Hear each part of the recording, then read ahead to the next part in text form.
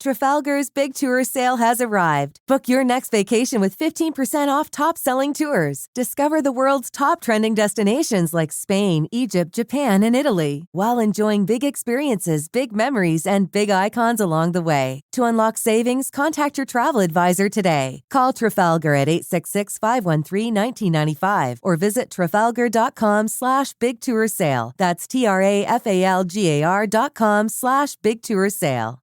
92% of households that start the year with Peloton are still active a year later. 92% because of a bike? Not just bikes. We also make treadmills and rowers. Oh, let me guess, for elite athletes only, right? Nope. It doesn't matter if you're an avid exerciser or new to working out. Peloton can help you achieve your fitness goals. 92% stick with it. So can you. Try Peloton bikes, tread, or row risk-free with a 30-day home trial. New members only. Not available in remote locations. See additional terms at onepeloton.com/home-trial. Welcome to Cryptids of the Corn. Each week, Justin and Jay take a look at a topic in the crypto and paranormal world. They focus on the Midwest and Appalachia of the U.S., but sometimes they venture out with everything from well-known monster sightings to one-off cryptids, live person interviews to actual fieldwork sneaking in some science lessons. There's sure to be something you'll enjoy. Please join us this episode of Cryptids of the Corn.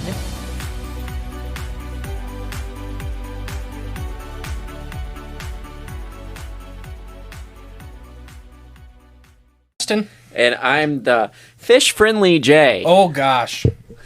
And we, together, plus Emily, who is not here, are Cryptids of the Corn, your guides to the strange and spooky world of the cornfields. Yes, the cornfields and the mazes and the... The mazes. Yeah. Oh, my gosh. I love it. We should have a maze. This is a Justin special. Yes. This episode won our Facebook poll. Woohoo! By a lot. Bat Squatch took second place, and that comes out on Monday. So we just did the top two for this week. Okay. Because this one won first place, and then Bat Squatch took second, so it comes out second, even though we recorded it first. But no one needs to know that. Yeah, it's okay. We are currently an unedited podcast, so everybody will know. Yeah, but now they all do. But this week, we are talking about the giant catfish folklore of North America. I can't wait. It's a lot. And there's even been a couple articles on folklore historians about this. That this is just, well, I guess we'll just get into it. Well, it gets in the popular culture, too. It's there. Is there anything you want to say before we start? I enjoy catching catfish. I love eating them. I like I'm not a big fan of eating them. You haven't had them right. Soak them in Sprite or soak them in milk. You're probably right. I probably haven't. I've only had it like once or twice, and I was like, not doing this again. Yeah, catfish is probably the best meat if it's not from a farm. Mm-hmm. I don't like farm catfish. Okay. It's very bland. Interesting. But yeah, it depends on how you want your catfish. If you like them more like a walleye or something, soak them in milk for 24 hours before you cook them. And if you like them more like a whitefish, you soak them in 7-Up for 15 minutes before you cook them. Odd. It bleaches them, is what it does. Gets all that fishy out? Their flavor out, yeah. Okay. Fish should taste like fish. Yeah. I hate that. Fish should taste like fish. Oh, well. It's not. It's fishy. It's a fish. Good job. Yeah, it tastes terrible. But no, it's like, I hate when people are like, it's fishy. Oh, yeah. There's like fish. I know what you mean. I know what everybody means. Yeah. But it's not, it's a fish. But what do you expect a fish to taste like? Let's solve this debate, though. What do you call it then? Like that taste? Some people refer to gamey. Okay, I could see that. But it's not like gamey. It's actually, it's what people call the mud vein. Yeah. It's the dark meat. It's where a lot of their oils are stored. So it's fish oil getting into the meat. Is that where the band got their name? I don't know. Mudvayne? Maybe. But no, it's the oil storage in that red meat on top of the fillet. That's where that comes from. Ugh. So most people, you can cut that out too. You just cut it off before you cook it. Okay. I was just saying, when we eat we've walleye... eaten carp. Yeah. And carp are notoriously nasty. Yeah. But if you take that out, it tastes just like a walleye. Oh, Swear. I might have to try that sometime. Because we did it because somebody told us that, and because an old black gentleman would buy our carp from us at the reservoir. Yeah. And he told us how to clean them. And then we took one home, and we loved it. He gave us like a couple bucks every time. Huh. That's pretty interesting. I caught a few carp. We used to go bow fishing in our creek by our house. Caught a carp. We used to feed them to our St. Bernard, and she would just munch the whole thing down, bones and all. Yeah, they're not bad to eat. I mean, in Europe, they're like the game fish. That's so weird thinking about it. That's where they're from. Right, yeah. That's what they brought here. Species. I did a report on invasive carp in the... Is it Mississippi going up to Chicago or something? Yeah, I can't talk about that. It was bad. That's what I did. That's one of our surveys. I should have used you for my... Well, you probably were still in high school when I did that. Yeah. All right, so back to giant catfish. All right. So the thing is, this is probably, for a long time until recent history, the most popular cryptid in the U.S., or most talked about cryptid. Okay.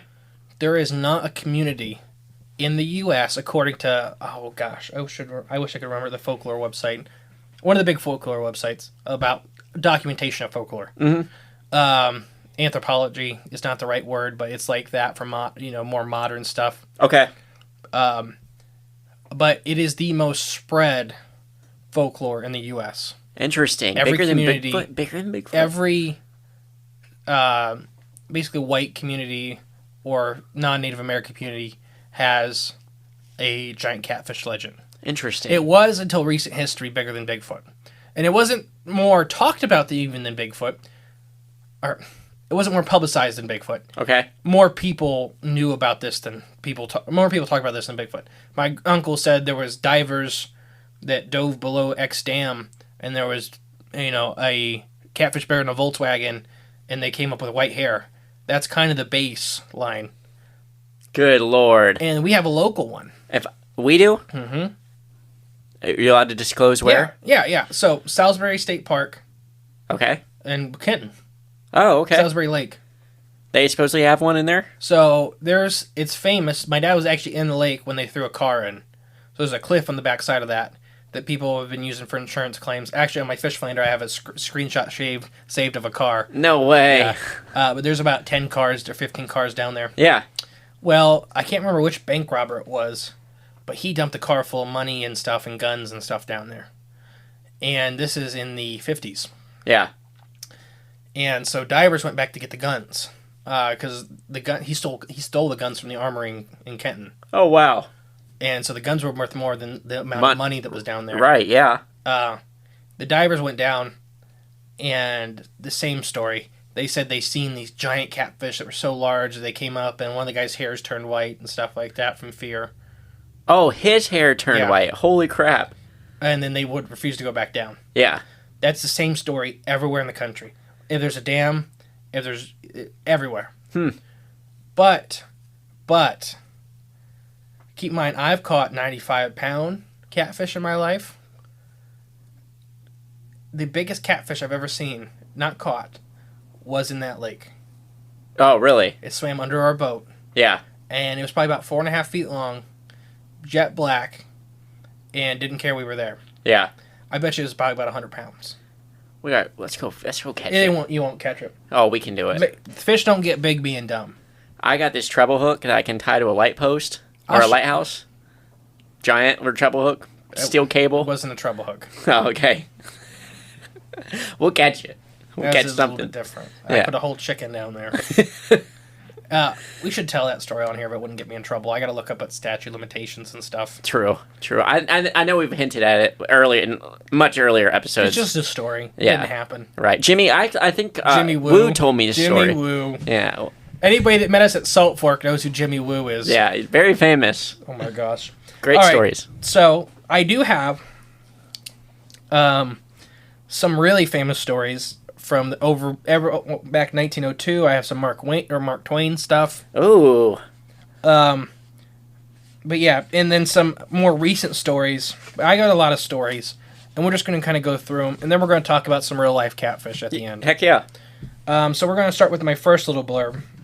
May 1902, a Kentucky newspaper called the Hickman Courier published a front page story about a farmer's near-death fight with a monster catfish that he had become stuck in the shallows of a creek. So this big catfish got stuck. Okay. I know the article's kind of, keep in mind this is 1902, it's written a little different, so I've kind of modernized it a bit, but it's still a little clunky. Okay. For reasons made not entirely clear, the farmer thought he had to get it. He had to haul this thing out. So he tried to pull it up, and it fell on top of him. The catfish did? Yeah, so he's like trying to pick it up. And and he fell backwards with it. Okay. And then it impaled him with one of its spines. And then this fish is freaking out. He tried to pull it off, and then the fish kind of pulls him into the water because he's still attached to it. He nearly drowned. So this picture spreads. But yeah. And they estimate that catfish to be about 200 pounds. Good Lord. And yeah, so that's kind of my first. There's not much to it. It is a newspaper article. Yeah. There was a picture of the catfish. The guy did live. Yeah. It was like a couple inches from piercing his lung and his heart. I actually know a lady that got impaled by a catfish. Really? Yeah, Dad works with her. Where are there? Super sweet lady. Are there fins? Are there barbs on their front fins? Yeah. So they're pec fins. Yeah. And their dorsal fin. The one on top. Yep. And they're locking barbs. So they actually have a little bone they can lock into place so they stay out. Oh wow. Okay. And they're serrated as youngsters. And the older they get, the smoother they get because they're not needed as much. Okay. But so another one was a photo from from Hardin County, Tennessee, not Hardin County, Ohio, where supposed to be an 800-pound catfish. It was taken in 1914. Okay. And we're going to talk about catfish biology later. Don't worry. Okay, good. 800 pounds? 800 pounds. It's crazy. Do you think that's possible? Oh, yeah. Catfish? I bet it's possible. I mean, I don't ever count a catfish out, but it's just because I know what they eat. Don't count a catfish out. They'll eat anything, won't they, for the most part? It depends on the species. Okay. There are everything from, and we'll get into it. They'll eat stinky dog poop but smelling there are bait. Catfish that eat live. There's catfish that eat dead. Mm-hmm. There's tiny catfish that can enter your body, and there's catfish that get the size of small cars. Right. So, yeah. Now we're gonna. So, any questions about that? They're both very little. They both have little news articles with them, and they're both from over 100 years ago. Okay. Yeah, they are. In 1908, 1914, or 19. Yeah. Yeah. Yeah, that's old accounts, but yeah, you'll see. I have one really good modern one. Okay. So this is kind of an older, and I think a dying legend. One, yeah, and there's reasons for that. I bet. Oh, I mean, there's just all big fish in the U.S. are going out the window. Not the big species, fish that can get big. Big, yeah. But individuals that are super large are going out the window. Probably due to us. Yeah, it is. It's even documented species that get, they don't get as big anymore. Mm-hmm. They just don't catch them all. They're hanging up. That's one reason. People's walls. There's another reason. Yeah. And then just environmental pressures. It favors their younger counterparts than the older. Better. Yeah. So we're going to talk about Mark Twain's. All right. Mark Twain. Do you remember? What's his real name? Samuel Clemens. There you go. In 1833's memoir, his Life on the Mississippi. So this is his book he read about his own life. Okay. So technically, this book is written as a non-fiction book. Okay. So I just want to make that clear. He was an avid catfisherman for a while. Oh, I didn't know that. But he writes of having seen a 6-foot, 250-pound catfish pulled out of the Mississippi River, which is true. It dwarfed the current world record of a 143-pound blue cat. But yeah, so that's just kind of that only blurb. That's pretty cool. That he did talk about it, and then in which was it? Was it Huckleberry Finn that he was with the runaway slave, or was it Tom Sawyer? It was Huckleberry Finn. That's the same story. Series. Oh, series. There's 2 different books. Oh, okay. I don't know. I think it's Huckleberry Finn when they were going down the Mississippi. I think so. The slave named Jim, the ex-slave. Yeah, I think that's Huck Finn. Isn't that the one that Great book. Isn't that the one that was banned, or is they both banned? I don't know. I don't know about that. I don't know. I read the book. It was really good. But there's a story about Huck and Jim catching a 200-pound catfish. They used a whole rabbit and a meat hook. Good Lord. And yeah, and then they sold it for money to get more down the river. Yeah, yeah. But yeah, that was it. So it was in one of his books of seeing a giant catfish, and some people that believe the giant catfish stuff pointed that was just something he'd seen in his life and put it into a book. Right, yeah. And that, he did. He wrote about the stuff he'd seen. Right, yeah. And, they were fiction stories, but they were... Inspiration comes from somewhere. Yeah. So that's just something I want to point out, that a man such as Mark Twain had seen... He said he'd seen a 250-pound catfish. And I've seen the picture of it, and it is, black and white still, whatever. Yeah. It is a very large catfish. Yeah. But the thing is the scaling in the picture. It's hard to tell how big the wagon is. Okay. If it's 6 foot, is it 8 foot, is it 4 foot? Right, yeah. I've held 4-foot catfish. Yeah. There's a big difference between a 4-foot catfish and a 6-foot catfish. It may not sound like a big difference, but it is a huge difference. That's 2 feet. Yeah, that's a lot of pounds. Yeah, exactly. So now I have a story from. This is a little bit of a long one, but it's a really cool one. And this is what I consider my modern story, and it's not very modern. Okay. As far as actual dates, but it's within the last 100 years. Last 100? Mm-hmm. Well, yeah, of course. But that's what I considered more modern. Modern, right. It wasn't even that far back. It was 1995 is the year I was born. Oh, that's very modern, I would say. This was on a forum page about giant catfish in the U.S. Okay. And this is submitted by Colt86 from Dallas, Texas. And I'll tell you, I spent a lot of time in Arkansas, Louisiana, Oklahoma, Texas. These stories are everywhere. Yeah. But these are people that commonly catch catfish of 80, 90 pounds. So it's honestly nothing... Well, they're talking, they're talking big fish, world record breakers. And they're there. They are there. I know they're there. I think these guys that run hoop nets and stuff catch them and they don't even weigh them. Oh, really? Mm-hmm. Just because they release them. Oh, they just let them go? They're not good for their processing. Gotcha. They don't taste good. They're bad fish to eat. T told you so. When they're 185 pounds, they are. Disgusting. Because when flatheads and blue cats, they want them bigger than 4 pounds and less than 10 pounds. Okay. So anything over 10 pounds normally goes back. Gives you a nice fillet. That's the fish that tastes the best. Gotcha. The older they get more of that red meat, which is the oil. Ugh. Which is healthier for you. But it's that fishy taste. So fishy. Just turn your mic off. Yeah. I don't know what you were doing. Doesn't work for the YouTube. Aha! So here, I'm just going to read the story verbatim. It's kind of a long story, but we'll go through it piece by piece. All right. This is my monster catfish story that occurred in the summer of 1995. It was on Old Lake Dallas Dam near Little Ulm, Texas. There were several droughts that summer, back before September 11th, and the new laws that followed, you could walk the dam. So yeah, that did change the 9/11 event. Oh, okay. It did change a lot of rules of public access to these areas and stuff like that due to terrorism. Right. Blowing up a dam is a good way to destroy a big area. Allegedly, it allegedly would be a good way. I mean, well, 2 dams busted last year 2 years ago in Michigan and killed a couple hundred people by where our cabin is. But and they weren't big lakes. By natural reasons, the dam's busted. Yeah, they're poor upkeep. Yes. There's still lawsuits. But yeah, so Lake Dallas is an old lake. It was built in 1927. This person believes. I didn't look into it. And fed by the Trinity River, which I have been on. It's the last stronghold of alligator gar in North America. It's the best population of them in the world. Me and my father had always went out there to treasure hunt. The old bottles, Indian artifacts, fossils, and anything else interesting when the lake was down.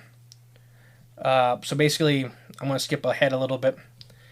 They would go out and, when the lake was really low, explore the bottom of the lake and just see what they could find. Okay. Below and above the dam, because this is a severe drought year, so the water's way, way down. So, next part. We went out one day, and it was quite the treasure hunt. We found 1930 soda bottles by the dozen, some still unopened. Old lures, more old anchors than one could carry. Even a 1914 boat motor in surprisingly good condition. We had such a good time we made plans to come back the following weekend. The next weekend, I couldn't have been more excited to see what we might discover this time. It turned out It turned out that surprised would be an understatement. I had always heard stories of huge flathead catfish and enormous alligator gar in the lake, like anyone who grows up near old lakes in Texas does.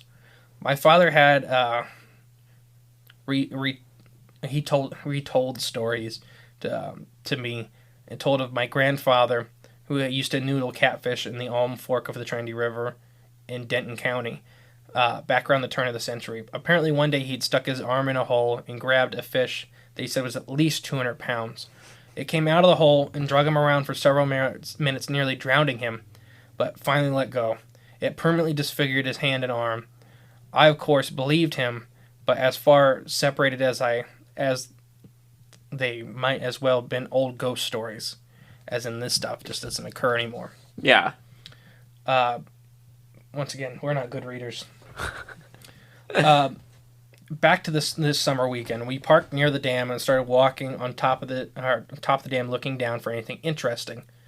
There had apparently been a small rain somewhere, because the water had been was up a bit, just short of lapping at the base of the dam.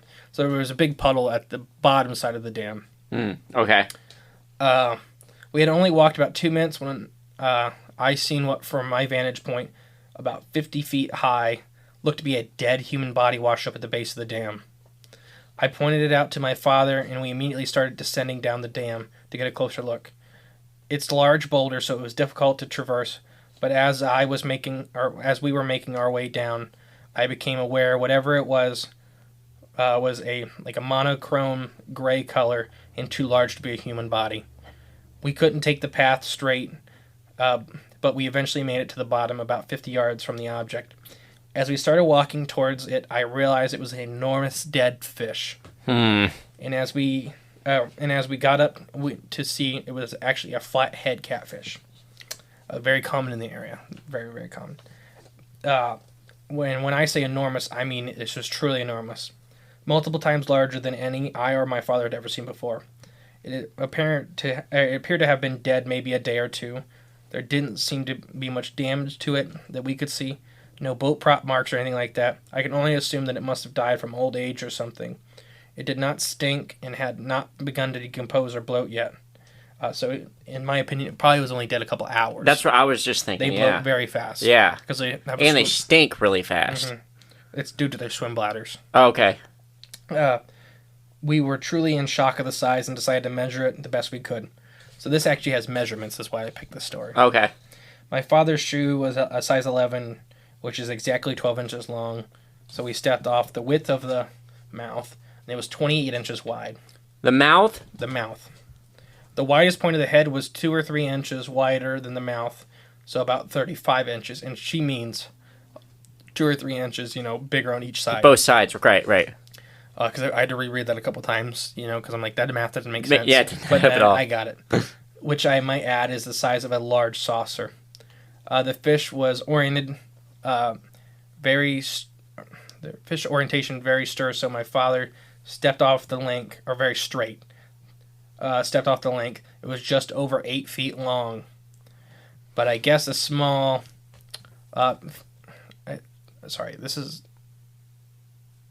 There's a mistype in this. Okay.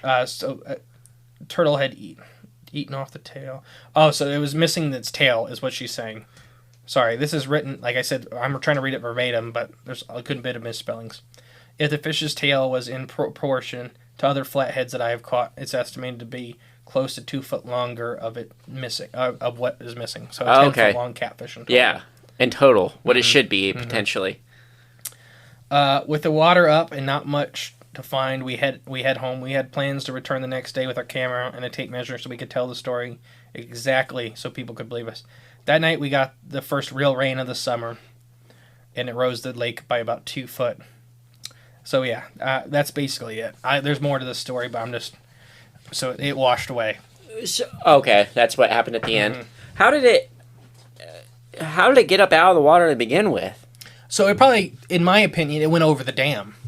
Oh, and landed on the other side. Yeah. That's very common for fish. That would kill it. That's very common for fish. Okay. Because on the upper side, there's fish all over the top of the dam. Right, yeah. It's a good feeding area. So it could have just been going after And then that fish. rain could have it pushed it over. Yeah.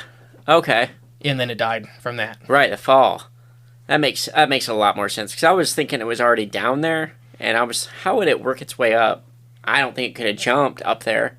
No, so it was in the dam pool. Yeah, gotcha. So it could have got up from the bottom, the river up. That is possible, but I think it went over. That's right. Because most of our dead fish we see under the dams. Me and Nick fish dams in Arkansas and stuff like that. Big, giant, these dams are not anything like we have. Yeah. But yeah, there's fish. We actually have watched big buffalo and stuff come over. Really? Buffalo fish. Right, yeah, not the actual buffalo. Come over the top, and you're like, whoa. And they go all the way down? Yeah. They mostly survive because they're doing it on purpose. Right, yeah. Man, that'd be cool to see, though. Yeah, it's scary. Yeah. You just hear, it sounds weird. Well, like a splash. And then carp kind of roll, like they thump down. Oh, like, really? Like me or you would. Yeah, yeah. So it sounds like a big meaty body rolling down.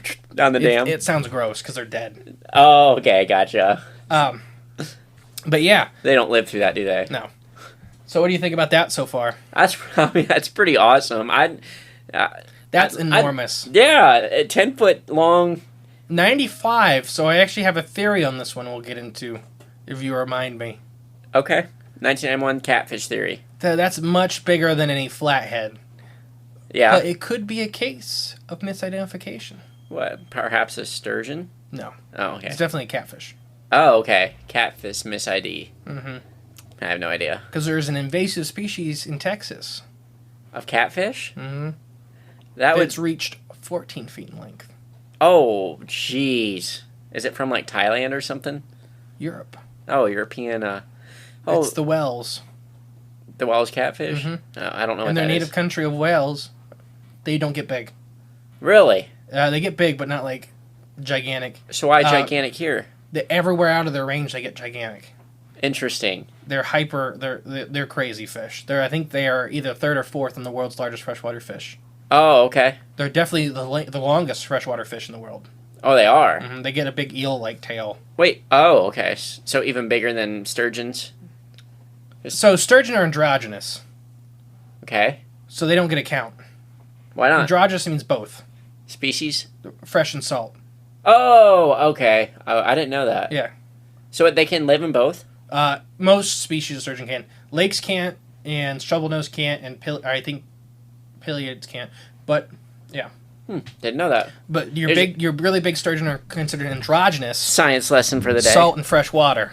Okay. So that's why like a white sturgeon, they get 20 foot long. Right. They don't count. Okay. Because they don't live the whole life in the river. Well. They get the size of a great white shark. Okay. I guess that makes more sense. They would blow the next contender out of the water by a lot. So the Wells catfish is the longest. Oh, well, let's not get ahead of ourselves. I thought you were just said that. Oh yeah, it's the Wells. I think that story, they may have seen a Wells. You mean in this particular story? Yes. They actually are invasive in Texas. Oh, that makes sense. And this may have been I think they got there in the 80s, and they get big fast. So I think they may have been their weight isn't as big as they look. Okay. They get very long, and it's very deceiving. So it could have been bloated. No, well, I don't. I just think they maybe really did see an 8 foot long catfish. Right. Yeah. And they just couldn't wrap their heads around how heavy it was because they knew a 4 foot flathead weighed 100 pounds. Right. Yeah. So now this thing's 10 foot long. It's got to be 800 pounds. You know, it looks. But they're not that heavy. They're heavy. Don't get me wrong, but not as proportionally heavy. The last half of their body is like an eel tail. It's big, long, flat. Oh, okay. They use their whole back end to swim. Deceiving. Mm-hmm. Okay. But let's talk about real world monster catfish. So, like we said, I don't know if we actually said this in the podcast yet or not. Out of the world's 7 largest freshwater fish, do you know why it's considered 7? Why they don't say 5 or 10? Because 7 is just a nice, lucky number. Because there's like 7 of them that are really close. Oh, okay. So they make more sense. Yeah, I think 8 drops off pretty dramatically. Okay. So they just say the 7 largest because it's kind of that group that's just these ones. That are pretty close. Mm-hmm. They're within probably 150 pounds-ish of max estimated sizes. I mean, that makes sense. Some of these animals we think are, and we think they can get that big. But we're going to talk about a little bit of the giant catfish of the world, and we're going to talk about catfish biology first. Ooh. So our 3 big species in North America, and the third has a big drop off, like we were just talking about. Okay. The blue cat, which is the biggest, they are the vacuum cleaners. Just clean up all the They'll eat whatever. Yep. I've seen them eat stuff that they can't digest ever. dirt devils. They're just big, dumb vacuum cleaners. But I love them. I don't like eating them. No, but you need them there. Yeah, they have a very, very specific environmental role. And then you have flatheads, which are the giant predatory catfish. Okay. They will eat stuff like chicken liver and stuff like that. It's more rare. Yeah. They love eating live food or freshly dead food. Okay. They'll actually crush food, spit it up, and then eat it again. Really? They're much more predatory. Their biology, leans more towards a predator. And then you have channel cats, which there's like 150-pound or 100-pound difference between the world records of each of those. Oh, wow. Between flatheads and blues being really big, and then channels I think the world record's like 40 pounds or something. Oh, like so channels are smaller. They're very much smaller.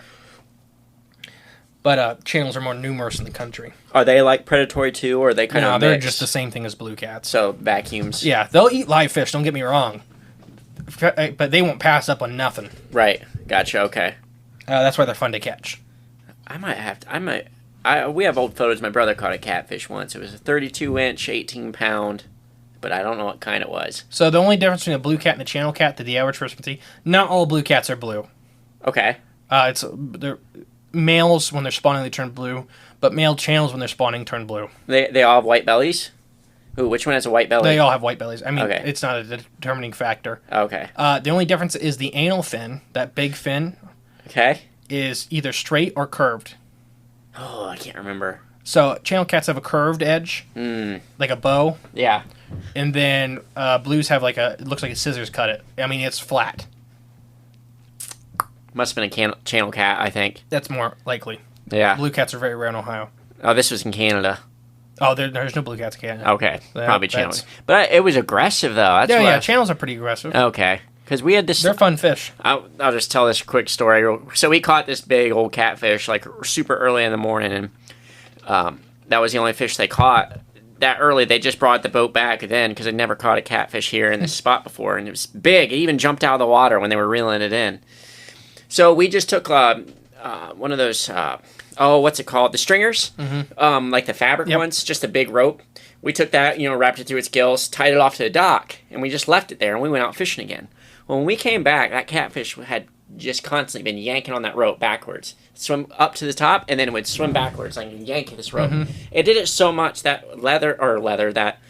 what would you call those stringers? They're nylon cord. Yeah, so that nylon, you know how it's weaved, and it had pulled so much, it had all come unweaved, like it was just 3 strands of nylon left, and like it was getting ready to yank it, like to break that cord. If we didn't get there, if we would have left it there another like hour, So, yeah, it would have been free. I caught a catfish one time, and as I was pulling it in, it had a stringer attached to it. Oh yeah, I caught 9 catfish.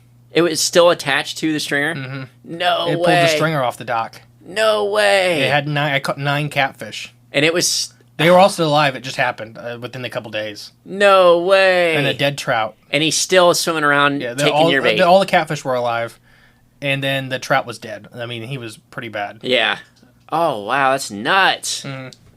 That's a fishing story for a lifetime. Yeah, I kept the stringer. Got a stringer out of it. That's awesome. I released all the catfish. Really? That's awesome. I'm like any of you guys. Even the big one? Yeah, I was just like, yeah, you guys are pretty tough, so here you go. Yeah, you good. I only keep a couple catfish when I go out to keep catfish. I don't need 10 of them. Right, it's true. So we're going to talk about the biology. Catfish have something that's considered, they have a gene that's undetermined growth rate. Okay. Mammals, birds, and maybe some reptiles. Most reptiles probably not. But mammals and birds have determined growth rate. We only grow X speed at X in okay environments. We can slow down. We can't speed up. Okay. There are drugs and stuff that help us speed up. Or if you're Andre the Giant. Yeah, there are Special case. Yeah. Genetic conditions that can cause you to speed up. But when you're born, you have X as your growth factors max. Catfish don't have that. Okay. They have undetermined growth rate. They just go. They will grow as fast as they eat. Okay. And the bigger they get, the more they can digest, the bigger they can get. Okay. So their biggest catfish in the Mississippi come from a meat processing plant just under it, because all the spillage. Oh, okay. And they're just there mowing down. Mouth open, just sucking up everything. Right. But yeah, so there's interesting catfish biology, or fish biology, is that they get as big as the environment will let them. Okay. If they have food, they'll get big and big and big and big. So yeah. But we're going to talk about some world records, and I'll give you a blurb about each of these world record types of catfish. Okay. These are from all around the world. But the United States, the flathead catfish, and this is rod and reel records. Okay. So there have been bigger examples of this species, but not caught on rod and reel. But is 123 pounds for the flathead catfish, 5 foot long. That's a big one. I've caught 4-footers, but there's a big, like I said, there's a big difference between a 4 foot and a 5 foot. Yeah. And then that was in '98 in Kansas. Oh wow. Okay. Yeah. Let me see. Is Jeremy Wade on any of these lists? I don't think he's got any world records. Okay. He's caught all of these. Oh, I'm sure he has. Yeah, he's caught every one of these. So the next one is the red-tailed catfish, and it's the exact same weight Really? as the flathead, but a lot shorter. They're a lot wider. How short was this one? 4.5 foot. Okay. And this was caught in 2010 in the Amazon River. And they get a lot bigger than that. I've seen them in aquariums bigger than that. Okay. But that's just, like I said, rod and reel. Rod and reel catch, yeah. These are invasive in Florida now. Oh, really? Mm-hmm. Actually, the Flathead Hunters of North America is a conservation group for flathead catfish. They go fish for them and stuff like that. They do conservation work too, because they enjoy the sport of flathead. And flatheads are one of the more susceptible catfish species to population change. Oh, okay. You take all the big ones, they'll go away. But they have bounties. This group offers bounties on red-tailed catfish. Oh, that's awesome. That's sweet. But yeah, the next one is blue cat, another North American giant. And once again, I already said the world record, but it's 143 pounds and only 4 and a quarter feet. Okay, so shorter even yet. Shorter, but these are fat fish. Yeah. And it's caught in Virginia. Thick with 2 C's. Mm-hmm. Yeah, caught in Virginia in 2011, so it's a more recent one. He is still, No, they were trying to get him. So the cool thing about this one is the guy that caught it was trying to get it to the Bass Pro Aquarium. Oh, yeah? They were going to try to put it on display there. Yeah. And it died on the way. Oh, man. They did put a good effort in to try to get it there alive. Yeah. But when you catch these big old fish, they're going to die. Yeah. So lactic acid buildup is why fish get tired after they fight. And that's the most lethal thing for like pike and muskie and stuff like that. I've witnessed that happen. Yeah, I've actually held a muskie in the river for like 30 minutes. To get it port recovered? Yeah, because it just fought too long. The fight goes on too long, they'll die. The goonch catfish. Ooh. And this is a weird one on this list. Because they do get a lot bigger than this. But this is documented. This is what we have. Sorry, I hit something and then the mic shut off. But these are from India and stuff like that. So the world record's 165 pounds and 5 foot, a little over 5 foot long. There have been pictures of the goonch of up to 500 pounds. Oh my gosh. But they are biologically estimated to get up to 450 to 500 pounds. That's a big goonch. We have a couple on this list that get way bigger than that. Really? Yeah. But yeah, Jeremy Wade, this is one of his hardest catches to find one. They're really? Critically endangered. But the monsters come from one spot in India where they partially burn dead bodies. Their funeral rites on the side of the river and then push the remains of the river to go back to nature. Oh my gosh. And some of these goons are getting humongous eating people. Oh my gosh. That's kind of creepy a little bit to think about. Mm-hmm. Yeah. Is it on the Ganges River or whatever? I don't have it. I don't know. The Wells catfish. So now we're getting to him on the list. Yep. So here's what we're going to talk about. This is the world record. Again, rod and reel. Right. There are bigger examples of this fish. But world record is 280 pounds, 9 foot long. Oh my gosh. So when we go back to that story from Texas. Yeah, it's about 8 foot long. 8 to 10 feet. It's not out of the question. They get 8 foot common. Yeah. But maybe only 180 pounds. And how much was this one again? 280. Okay, so bigger, but... Mm-hmm. And that was just caught in 2015. Oh, and that was wow. in Italy, where they're not native. Oh, wow, okay. 2015. By a guy named Dino. Oh, what a cool name. Mm-hmm. I'd name my kid Dino. So the Parariba catfish is another Jeremy Wade special. This is the one you've seen on the internet going around with the mouth that has the boy hanging out of it, the kid hanging out of it. Oh, really? The dead kid. And there's an argument whether that picture is right or wrong, if it's real or not. They are known man-eaters. Okay. I think I've heard of this one before. Yeah, it's Jeremy Wade special. Parariba? Mm-hmm. Okay. And their little cousins are monsters, too. So the world record is 341 pounds and 7 foot. Oh my gosh, these are like lunkers. They look very much similar to sharks in build. Really? These big shoulders, big heads. Yeah. And really strong, sharp fins. And they'll snatch you up. These are considered man eaters. The Parariba is. Where are these located? The Amazon. Amazon, okay. Brazil and stuff like that. Yeah, a lot of these big guys are from the Amazon. Gosh. The largest catfish in the world, the Mekong giant catfish. Okay. And 3 of the world's largest freshwater fish, actually the 3 top dogs, come from the Mekong River. The Mekong, and they're South all America? 3 probably extinct, or all the big guys are gone. Okay. No, Mekong's Asia, China. Oh, okay. That's why they're gone. Because it's like a polluted butthole now. Oh. It's nasty. The river's nasty. It's not just a butthole river. It's a polluted butthole river. Mm-hmm. Kenton. It's Kenton, Ohio, as a river. Okay. But the world record rod and reel is 646 pounds. 9 foot long. What kind of rod and reel are you using? Like deep sea marlin gear? So these catfish are very special. Yeah, because they're giants. They're Mekong River giants. Well, I guess that's my last one of the Mekong. But yeah, so these are vegetarians. Oh. They have giant eyes that are on the bottom of their body, like you can't see them from the top, because they're picking stuff off the bottom of the river. Okay. They got human-like teeth. That's weird. And they have no whiskers.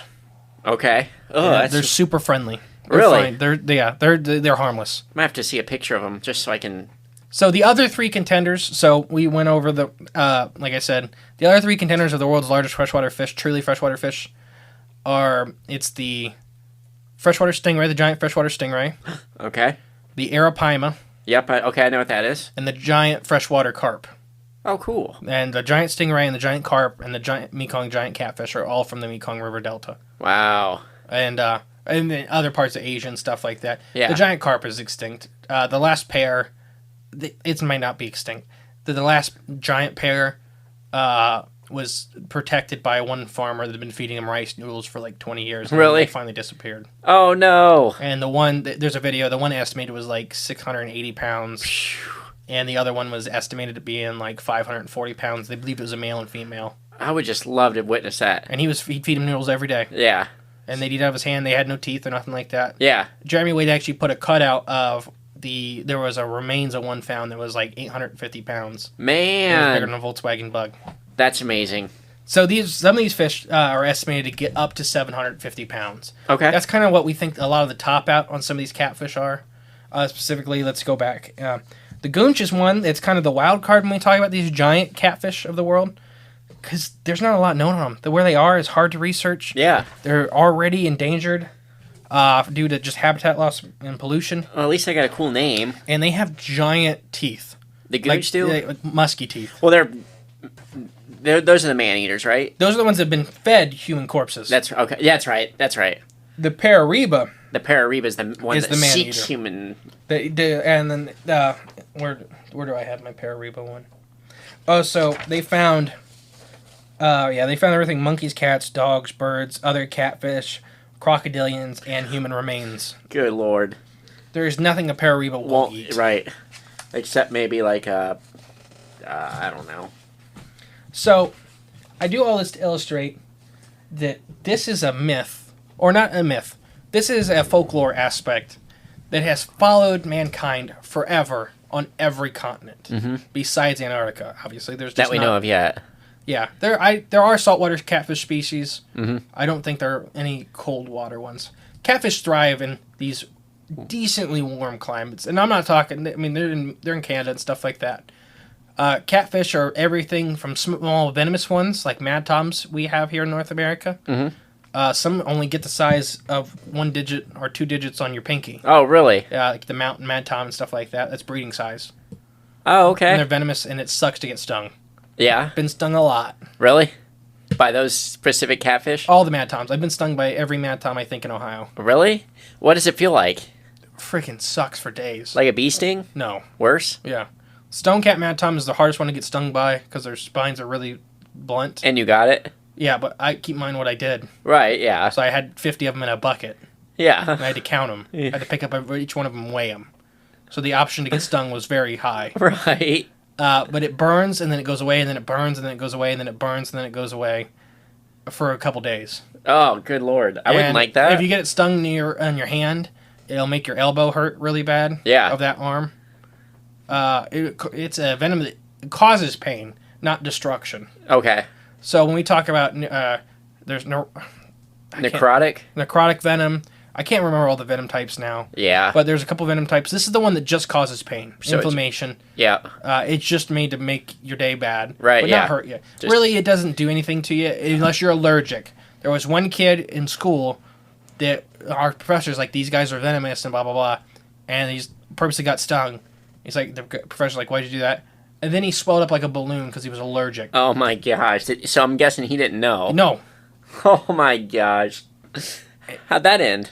He went to the ER and everything. I think he was fine, but he changed majors.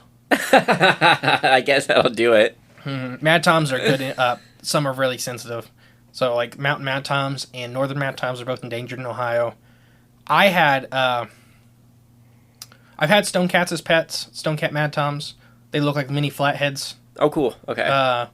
I've had, oh my gosh, now I'm forgetting. Can't remember. Brindled Mad Toms. Okay. Those are they're bumblebee colored. Oh, cool. They're really good little. They hide in like root wads and stuff in nature and leaf piles. They're fun aquarium fish. That's pretty neat. They're fun aquarium fish. They get really active and stuff like that when you start feeding them. Yeah. Like they get really personable. Okay. I've had all kinds of catfish as pets. Catfish are cool pets. It seemed like just a cool fish in general. Like they are the most probably, and this is opinionated by somebody that was a fish expert for a while. Not anymore, I guess. I'm not paid, so. Okay. That's kind of the difference between an amateur and an expert. Former expert. But they're one of the most successful freshwater groups in the world today. Yeah. Today. They've been around a while. Not super, super ancient, but they've been around a while. And they are on every continent, and they've produced several giants. Okay. As we just talked about. And they've produced some of the meanest little fish you'll ever see. Like in the Amazon, there's the pararisu, I think is how it's pronounced. The bullet catfish. Okay. So they normally only eat corpses, but what they do is they bite a little bullet-sized hole. These are like little bullet-sized, like a couple inch long, white. They look like hot dogs. Okay. They look very like hot dogs with fins. The eyes are super tiny. I can't remember. They might have vestigial eyes. But they bite a little bullet hole, and then they eat animals from the inside out. They just crawl in. Yeah, and then they start eating organ meat. I think I've seen that before. There is only a couple reports of them eating somebody alive, and it was an old man that was taking a shower, and they think he was just too weak to get back up, and they got in him, and then they ate his guts while he was alive. And then there is the one that's the famous one, which is I can't remember that one's name. It's the one that swam up a guy's genitalia. Urethra? Mm-hmm. Did it eat him? No, it got stuck. Oh. So what they do is they feed off the gills of larger catfish species. Oh, okay. But how they track them is ammonia output.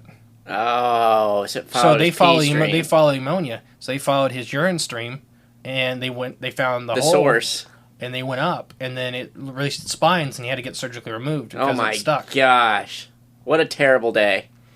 Mm-hmm. What a terrible day. I think that guy almost lost like his life over it because it got infected really quick and stuff like that. So what's your questions? You've had to have some. I've talked for about 50 minutes. I got one big question. Okay. Who would win in a fight? Between a catfish and a catfish? A catfish and a bowfin. Depending on the size, that's a big difference. Because bowfin can be swallowed. That's kind of the catfish's. That's kind of the catfish's go-to. Let's just. Oh, okay. It's just swallow prey whole. Say relatively the same size, so bowfin every time. Dang. Okay. They bust swim bladders. That's right. That's their whole go-to. That's true. Is they rupture internal organs. It seems like catfish are pretty smart, though. Like, it just seems like it. Depends for on a the fish. catfish. For a fish. Yeah, they know how to survive, and they have numbers. They produce a lot of offspring. They have really good parenting, not as much as a bowfin would. Okay. But both parents normally invest heavily into the nest. You ever been catfish noodling? Yes, once. One time? Did you catch one? Yes. Wouldn't do it again. I was going to ask you, what's it feel like when catfish have grinding pads, not teeth. Okay. Gripping pads, kind of. So what they do is they bite and they spin, and then it just shreds your arm. Yeah. It sucks. It's dumb. So it hurt? It's not for me, yeah. So you and the practice is not good for fish populations, because that is targeting nesting fish. So you're pulling a parent off the nest, and most of the nest gets eaten after you pull a parent off. Yeah. Because it takes two parents to guard a nest. Gotcha. Okay. Oh, I didn't know that. Yeah, and there's actually there's a lot of fight with it down in like the southern part of the U.S. because it's directly related to big population declines. Yeah, I could see that definitely because you're like you said, you're targeting the mom and nesting, dad, like the nesting pair. Yeah, that's not good. They're only in that hole while they have a nest. Right. Yeah. Huh. I've never done it. It's not worth it. It wasn't. But it doesn't look like something that would ever interest me. One, I don't like catfish. Kind of spook me out a little bit, knowing that they're in the water because I know they're poisonous or venomous. Only mad toms. Oh, see, I didn't know that. I thought every catfish that had that's a myth. I see. I didn't know this. Yeah, but I do. Do they all have spines and stuff? Yeah, most species, as far as I can think of, is North American species. And it stings you or something. So you're pushing on a sharp bone, so it's more ripping and poking. Okay, so it's like a porcupine thing. Yeah, like a quill almost. That doesn't come out. Yeah, and what causes the irritation is there are some bacteria and stuff on the spine for the larger catfish species. We're talking flathead, blue cat, and channel cat. See, mad toms have a hollow spine, and they inject venom. They have venom glands. That's a whole different story. See, I thought they all were kind of like that. No. But, I'm a dumb kid growing up. Nobody, that's what everybody tells everybody. Yeah, I didn't know. It'll sting you. So they always freak me out. Yeah. Like, I ain't touching that fish. It's a catfish. So I knew a lady that got one stuck in her neck, and she had to go to the hospital. She was on a pontoon removing it from her daughter's hook, and it went... The fish? Well, the wave hit the boat, and she's like, I dropped the fish. And her husband's like, mouth open. It's stuck in her neck. Oh, my gosh. And so she was like, well, getting ready to pass out, and they got to the ER and got it removed. Oh, my gosh. Didn't the natives use catfish spines and stuff to make like needles and things like that? Or I don't know about that. I know they use fish ribs. Okay. Catfish needles are kind of bulky and not good for that. I know they use them for fishing spears. Maybe that's what it was. Because young catfish spines have backwards facing barbs. Yeah. So like I said, the younger the catfish, the messier the barbs. Okay. Any questions about or comments about giant catfish in this whole kind of common myth of North America? It's everywhere. It's in every state. Yeah. I don't know if I got any questions because I believe that they're all there.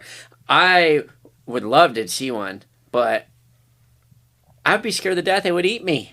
Yeah, I mean for real. Catfish. I mean, there's a picture going around right now of about an 80-pound flathead that had swallowed the head and killed a 6-foot lake sturgeon. Oh, jeez. It had no chance of ever eating. But it put its head in its mouth and it wasn't letting go. And the sturgeon died because it couldn't breathe. Yeah. Jeez. So they'll eat. They will literally their eyes eat are bigger than their stomachs every time. Really? Every time. Wow. Oh, I see what you're saying. That's just an expression. Not literally, but it's going to try to eat whatever it can get its mouth on. No, these are awesome. I would love to encounter something like this, but like I said, I think the biggest one I was seeing was that one in person. I've held some 90-pounders ish. Really? In Arkansas, to nets and stuff like that when we'd go down and run hoop nets with a guy. I've seen that one out of Salisbury. I don't know how big it was. I bet you it was 100 pounds. I never witnessed anything that big, ever even close. And they get big. I mean, I'd love to see a behemoth, one the size of a Volkswagen. Yeah, in the 1800s, there's all kinds of articles and clippings of 250 pound catfish being sold. Yeah. As meat, Oh, wow. So it wasn't talked about as it was a monster. It was talked about as like, X has a sale on catfish because somebody brought him a 250 pounder. Right, yeah. We have a first fish fry tonight or something. Is that first one when they were looking for the guns in that? In Salisbury. Yeah, and think we could drop a GoPro down there and see anything? No, it's too dark. It's murky? very deep. It's very deep. Really? Yeah. GoPro with a flashlight attached? I don't think you'd come back up. What, you think you'd eaten? Yeah. Really? Well, I had I actually have a camera for ice fishing that I can drop up to 100 feet. Yeah. It has a light on it, yeah. So I don't need the GoPro. Oh, we should try it sometime. But I had I had a catfish try to eat that once. Really? I've had a burbot try to eat it. I've had a catfish try to eat it, and I've had a sturgeon try to eat it. Oh, that's awesome. So you got that on film? Yeah. Oh, that's so cool. We should drop one down there, only because it's the only reason local. I wouldn't do that is because it would get caught. Well, yeah, on I was something. I was gonna say that I would like to see the vehicles down there. That'd be cool.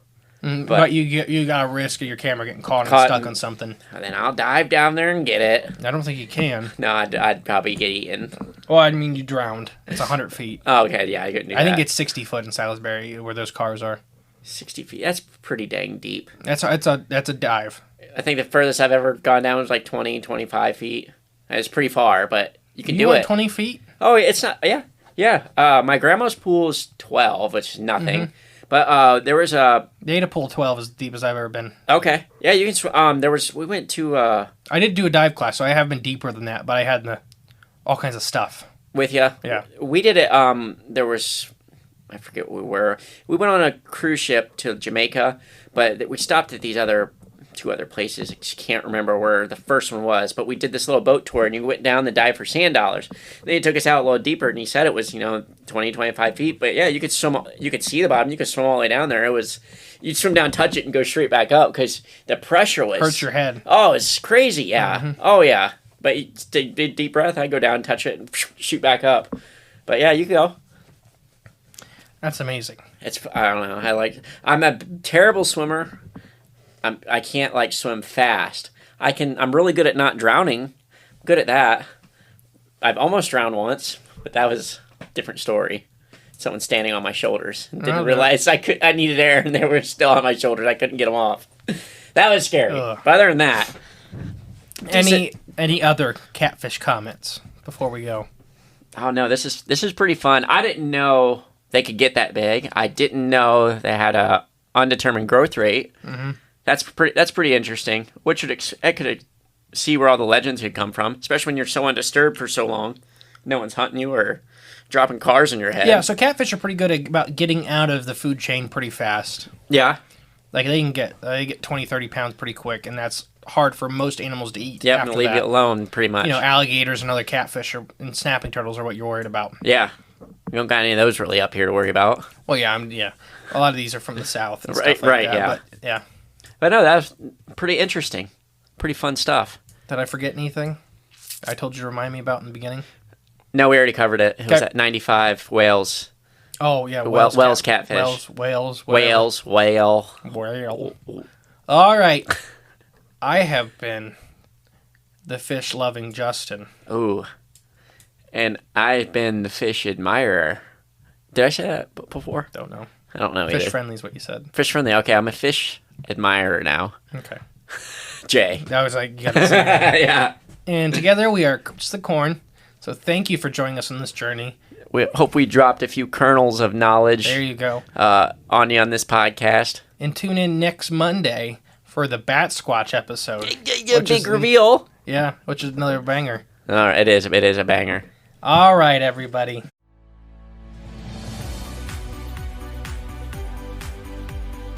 You've been listening to Cryptids of the Corn.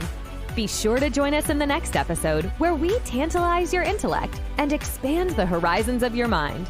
If you're enjoying the show, please feel free to rate, subscribe, and leave a review wherever you listen to your podcasts. That helps others find the show, and we really appreciate it. Thanks again for tuning in, and we'll catch you in the next episode. Until then, stay magical.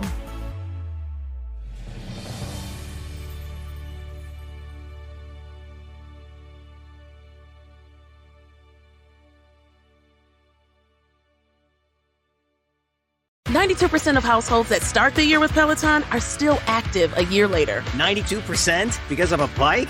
Not just bikes. We also make treadmills and rowers. Oh, let me guess, for elite athletes only, right? Nope.